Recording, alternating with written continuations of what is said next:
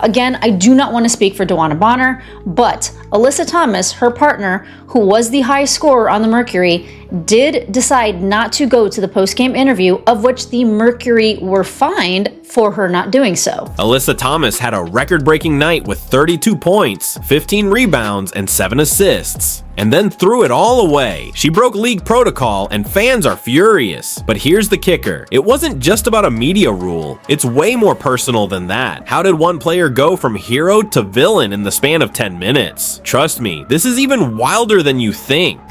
So Alyssa Thomas had all the smoke for the Fever fans. That's all I'm gonna say. Like, it wasn't just like just normal smoke. It wasn't just normal beef. It was what people from the country will call Dublin. She had the big smoke. A record-breaking game, followed by a record-breaking controversy. Alyssa Thomas delivered one of the most dominant performances of her career, racking up 32 points, 15 rebounds, and 7 assists in just 34 minutes of play. On paper, this game should have been a career milestone for Thomas, a shining example of why she's considered one of the most versatile players in the league. And yet, when the final buzzer sounded, no one was talking about her stat line. She absolutely had all the beef for... She, let the fans hear it, all of this stuff. Satu there, telling the fans to keep up the booze. And what did they do? They lost. And what did Alyssa do? She went hiding. The spotlight shifted to what happened next, or more accurately, what didn't happen. The WNBA has a rule, and the rule is simple. Post-game media availability isn't optional. Under league policy, teams must send the head coach and at least 2 players to face the media within 10 minutes of the game ending. 2025 WNBA media access policy states no later than 10 minutes following the game, each head coach and 2 players, leading scorer and key contributor per team, be available in separate press conference room for in-person Zoom meetings. AT and the Mercury will likely be fined because they chose to break the rule. It doesn't matter if you win by 30 or lose by 50. It doesn't matter if the fans are booing you or your entire team. The rule exists to connect players to fans and for accountability. For the Mercury, this meant their leading scorer, Alyssa Thomas, was one of the 2 players required to participate. But instead of walking to the media room, Thomas decided she wasn't going. Full stop. No statement, no explanation, no apology. She just didn't show up. Not everyone on the Phoenix Mercury is unaware of this type of situation, and Nate Tibbetts also spoke on it when asked about how DeWanna Bonner was handling the boos from the audience. That decision landed like a bombshell. Fans waiting for insight into the game noticed immediately, with social media lighting up over her absence. For the media, who rely on these moments to ask questions, get quotes, and shape the game's narrative, it felt like a slap in the face. WNBA analysts, who've praised Thomas for her on-court professionalism, flipped the script with some accusing her of hypocrisy. He also spoke on the fact that Alyssa Thomas was clapping back to fans in the arena, which, okay, listen, to be honest, I don't have a big issue with Alyssa Thomas like clapping back to people, like saying things to her or DeWanna Bonner or anything. I don't think it's the best look as a professional athlete. The backlash wasn't subtle. One comment called this move the most Alyssa Thomas thing ever, hinting at a history of emotional decision making. And honestly, they're not wrong. Thomas skipping this requirement broke an unspoken agreement between athletes and fans. You own your wins, but you also face your losses. Alyssa Thomas is one of the physically toughest players in the WNBA, but like, she's charm and soft when it comes to anything else. Like, she is absolutely charm and soft. She is so soft. And at the end of the day, like, when it comes to Alyssa Thomas, this was just ridiculous. The fines, oh, they're coming. No question about that. The WNBA's media guidelines make it clear. Violating the policy carries financial penalties for both the player and the team. And we're not just talking about a warning letter. The Mercury will likely get hit as well, since the league holds organizations accountable for enforcing rules with their players. Based on precedents, these fines could escalate if the league views Thomas's actions as anything other than a one-off. Like, Alyssa Thomas not showing up, it's the most Alyssa Thomas thing ever, isn't it?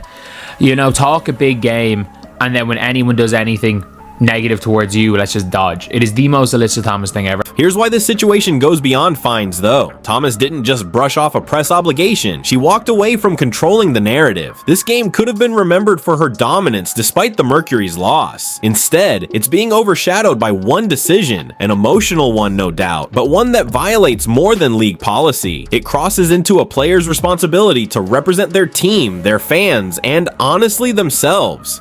And obviously, she did not want to answer questions about DeWanna Bonner, which, you know, I don't have a problem with people dating on the same team, but when it does enter the game, that's when it's like, wait, I think we have to, you know, reassess the situation here, because any sort of relationship should not enter the game. So why would an athlete who preaches professionalism willingly break the rules? The answer isn't as simple as frustration over the loss. This wasn't just about refusing to answer questions about a bad night. It starts with her partner, DeWanna Bonner, and the backlash Bonner faced from the Indiana Fever fans. If you thought it was messy now, wait until you hear how personal things got. You're the big bad bully of the league. Angel Reese as a rookie starts physically actually outplaying you physically, out killing you on rebounds. So what do? You hit her with the freaking rock bottom. You go and hit her with the rock bottom on a rebound and get yourself chucked.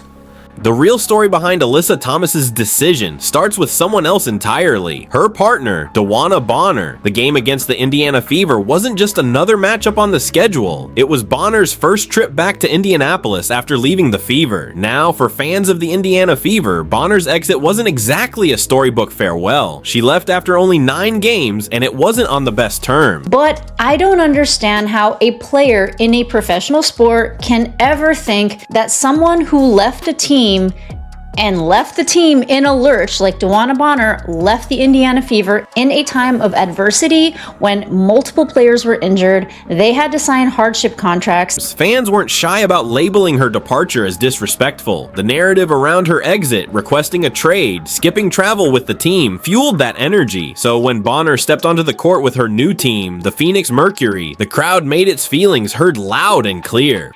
Asking for a trade and not traveling with your team after asking for something to be worked out. And then, not only that, pretty much forcing your way onto the Phoenix Mercury, which is a title contending team and a team with her life partner on it.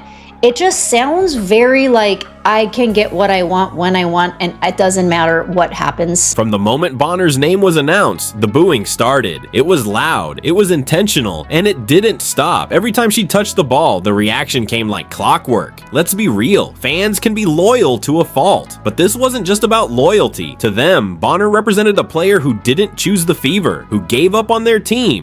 If it were just fans having an issue with DeWanna Bonner getting booed, that would be one thing. But an actual Phoenix Mercury player in the post-game interview, Kalia Copper, spoke out on the boos against that fan base in a post-game interview. On the other hand, Fever fans ignored the bigger picture. This was DeWanna Bonner, a player who's given everything to the league, someone who's considered one of the greats. Phoenix Mercury teammate Kalia Copper openly called out the booing. After the game, she told reporters, "She's a legend, and just all the things that she's done for the league, and just the disrespect. I can't get down with it. That's not someone pulling punches." I don't understand, you know, like, she's a legend, and just all the things that she's done for the league, and just the disrespect, I can't get down with it. They booed her. She didn't say a word to the crowd. People talk some trash to her, but, we had her back.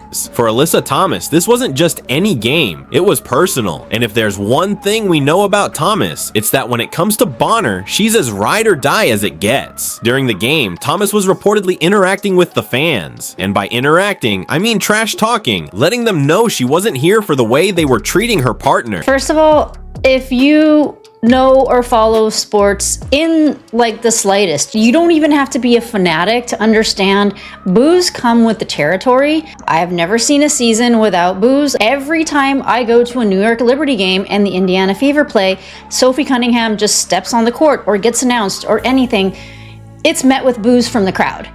Someone even said Thomas had all the smoke for those Fever fans. This wasn't just heated competition, this was emotion bubbling over. You could see it in her body language. Every rebound, every assist, every play, it was less about the score and more about making a statement. That same emotional investment likely influenced her decision after the game. So for DeWanna Bonner to be immune to this type of, a reaction from fans, I think is actually and completely and totally delusional. And DeWanna Bonner actually has not made any comments on this. This was something that was said by Kalia Copper. By the time the press conference rolled around, it wasn't just about avoiding questions or taking a break. It was about not giving anyone the chance to spin the story. The boos, Copper's comments, the trash talk, all of it had created a narrative that Thomas clearly didn't want to address. Skipping the presser. It wasn't a random decision. It seemed like her way of protecting Bonner, shielding her from more scrutiny. But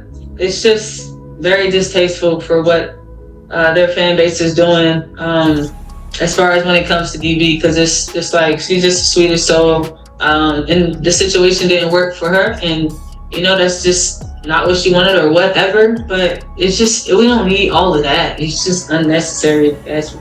Here's the catch. The league doesn't care about emotional stakes. The rules are the rules, and Thomas broke them. This wasn't just about her feelings, it was about stepping outside her professional obligations. But what happens when emotions collide with responsibility? That's where things get messy, and the backlash proves just how messy it got. This whole scenario is something that not that she caused, not that necessarily DeWanna caused for herself. Like the booing and everything, DeWanna brought that in herself. Let's be completely real. Even Nate Tibbetts was just like, well, yeah, this is sports.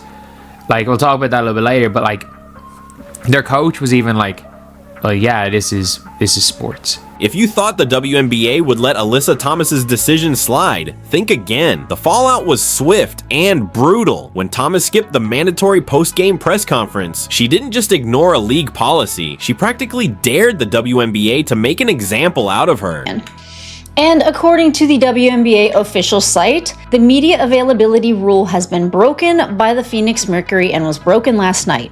No later than 10 minutes following the game, each head coach and 2 players, which is the leading scorer and the key contributor per team, will be available in separate press rooms for an in-person Zoom meeting. Alyssa Thomas and the Mercury likely will be fined because they chose to break the rule. The league's media policy is crystal clear. The head coach and at least 2 players, including the leading scorer, must be available for interviews no later than 10 minutes after the final buzzer. No exceptions. By skipping out, Thomas opened the door for some serious consequences, and you can bet they're coming. Fines for both her and the Mercury seem inevitable. It's looking like Alyssa Thomas and the Phoenix Mercury are gonna be fined because she just said nah. She just said nah. And I'm sorry, like, you can't have all the smoke. You cannot be there chirping with fans the whole game.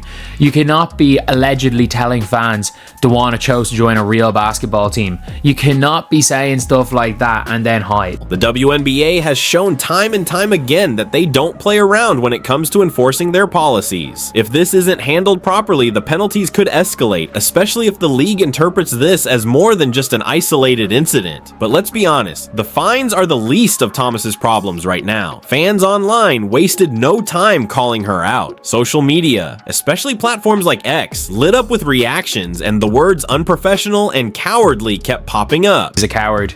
Phoenix Mercury got cooked by a backup point guard. All that trash talk, she wanted to come to a real team. That is alleged, but like, again, the person that said it happened literally showed that they were at the game. One of the people that said it happened. At the end of the day, that's not even that much when it comes to Alyssa Thomas. Like, that's not bad trash talk. If she said that, I don't really care. Like, players have said 100 times worse than that. Many felt skipping the presser wasn't just about breaking a rule, it was a slap in the face to fans, reporters, and the league. And then there's the hypocrisy angle. If you followed Thomas's career, you know she's been vocal in the past about the importance of professionalism in the WNBA. She's been someone who champions player unity, holding others accountable for representing the league well. So apparently what Alyssa Thomas was saying, that she left to play for a real team, that's what she was saying to fans who were basically booing DeWanna Bonner.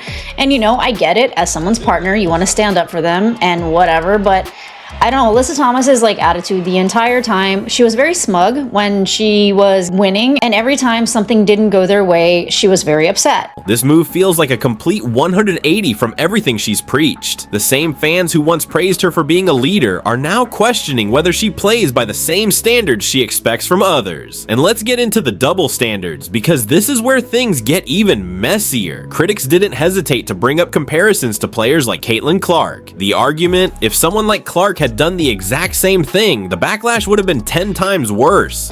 The idea that you do leave a team like that, and especially in the situation that the team was in, does kind of like rub me the wrong way. I don't know. People are saying the WNBA might go easier on Thomas because of her veteran status and long-standing reputation. And honestly, they might be right. A lot of fans feel like there's an uneven playing field when it comes to holding top players accountable, and Thomas just added fuel to that fire. It's like the most predictable thing ever. So I think that Kalia Copper in the post-game media availability just kind of just like added a lot of fuel to this fire, where Kalia Copper, in my opinion, made a lot of us women who actually do understand the way that sports works, it makes us kind of look like we don't know what we're doing, or we don't know what we're talking about. Beyond the fines, the criticism, and the comparisons, the bigger issue here is the message this sends. Skipping a press conference might feel like a small thing in the moment, but for young players watching, it sets a dangerous precedent. Representation matters, especially in a league like the WNBA that's growing in profile every season. There is a big lack of professionalism that is kind of embarrassing a little bit at times. It's a little embarrassing for people that are fans of the NBA, and Nate Tibbetts in particular, he did come from the NBA side, so I think he kind of has an idea of how this goes, and I'm actually really glad that he said that. I'm glad that he didn't make the entire organization look like, you know, a bunch of soft like ninnies. For Thomas, this was an opportunity to show leadership, to flip the narrative, and to turn what could have been an uncomfortable press conference into a moment of maturity. Instead, she left it all behind and let the story write itself. That decision, it not only overshadowed her stunning performance, but also stained her reputation as a leader. Now fans are left wondering, why didn't she take the chance to rise above it? You would have been asked about fans being booed, and you would have been asked about you clapping back on fans, and instead of literally just answering, the best answer, it's sports. It's sports. Dewana left the team, and fans are going to react however fans are going to react.